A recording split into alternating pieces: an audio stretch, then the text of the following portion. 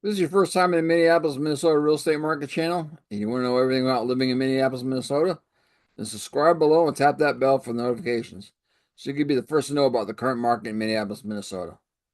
My name is Trent Seaman with eXp Realty. I get calls every day from people just like you.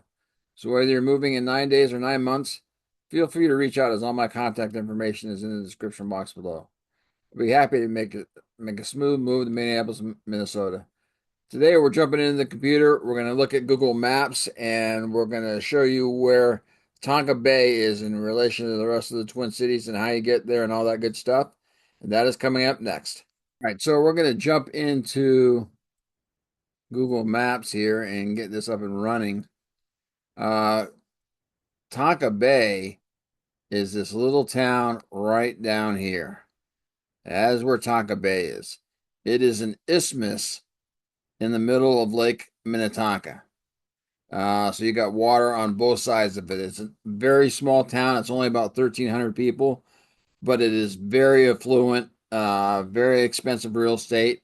Average home for sells in Tonka Bay for I think it's $1.8 million. So it's very expensive to live there. Water is the predominant theme. You've got boat clubs all around uh, Tonka Bay. You've got wharfs where you can park your docks, or you can park your boats everywhere. So water is the big thing about living in Tonka Bay. As you can see, uh, Tonka Bay is about probably a half hour without traffic to Minneapolis. All right, you just hop on Highway 7 here, and you take that right into the city. Uh, You can take 7 into 169 and up. You can take 7 into 100 and up. You can take 7 into 494, and it all goes into the city. And if for some reason there's a horrific traffic day, which there never really is in Minneapolis, you can take uh, the back roads into Minneapolis too as well. So you got a couple different ways to get there. You can also uh, to get to St. Paul, do the same exact thing. Or if you wanted to, you go south to 494 and take 35E right into St. Paul. Probably the fastest way to get to St. Paul.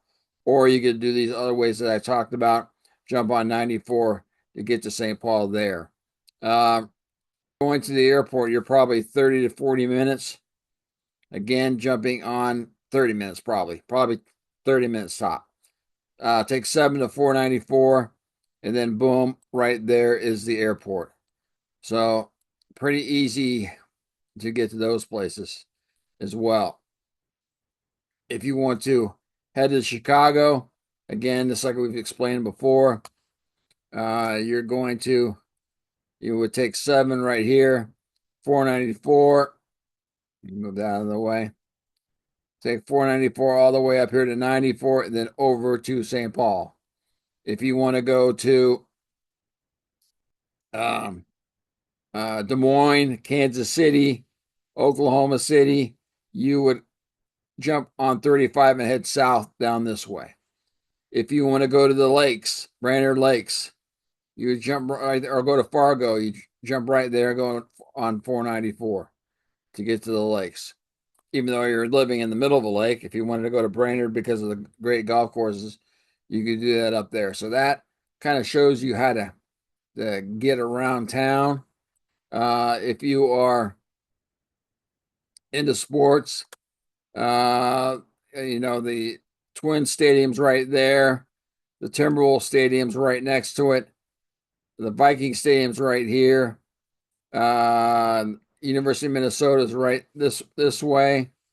Uh, and then the soccer team, the Loons, they play right there. And then the Wild play in St. Paul. So you've got, again, easy access to all the sports facilities and the sports teams in town. We've got numerous Fortune 500 companies. Living out here is not a bad way to go. You've got um, Polaris, probably Polaris located right there. You've got Cargill located right there. You've got Carlson Companies located right there. You've got United Health Group right there. You've got Super Value there. You've got um, General Mills right there. You've got Best Buy down here. You've got Target Corp down here. You got Bank City Corp located right there. So you've got a ton of Fortune 500 companies that living in Tonka Bay is not a bad way to go for a commute at all. Um, if you're into shopping, you're right next door to Excelsior. So you got Excelsior right there to shop. You've got Wayzata right there to shop. You got the Eden Prairie Mall right there. You've got Southdale Mall. I'm sorry, right there. You've got Ridgedale Mall right there. And then, of course, you got the Mall of America right down there. So you've got great shopping all around you if you want to take advantage of that. Uh, Again, if you're into the outdoors, some Farms Golf Club. Tom Lehman designed that. He's a Minnesota guy. He's won a U.S. Open, I think, as well. He played at the University of Minnesota. He built a golf course out in called Windsong Farm Clubs, which I have it circled right there. I think it's in Maple Plain. Phenomenal country club. Really, really, really good track if you like golf. And then you've got Wayzata Country Club located right there, and then Win Hill Country Club is located right there, right next to each other. So you got three really, really good golf clubs in your area if you like to play golf. So if you look at the map, all right, you're smack dab in the middle of Lake Minnetonka. So if you like the outdoors, if you're into boating, this is the place to be.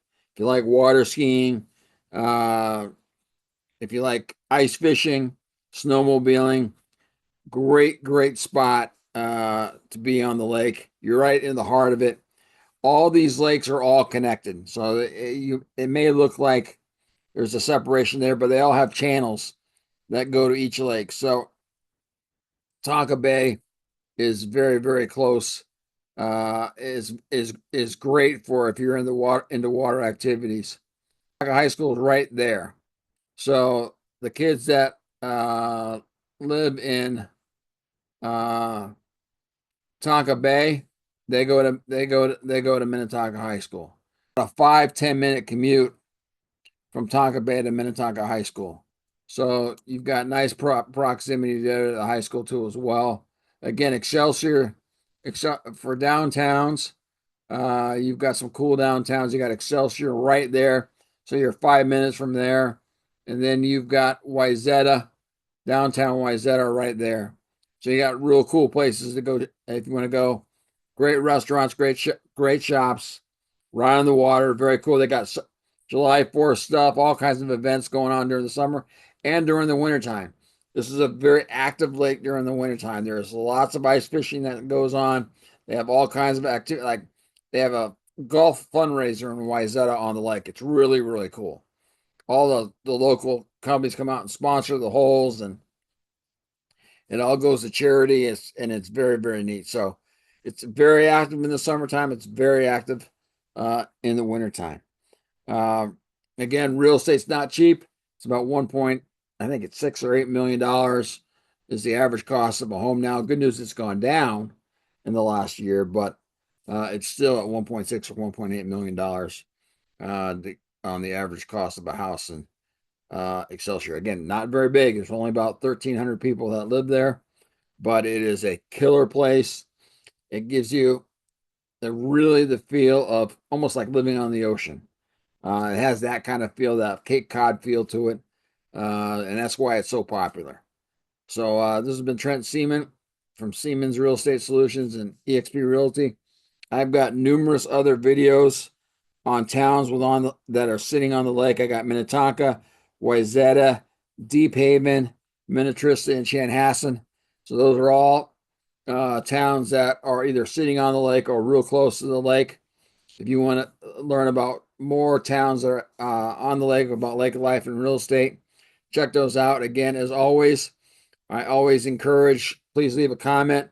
Maybe I missed something on Tonka Bay today that I should have talked about.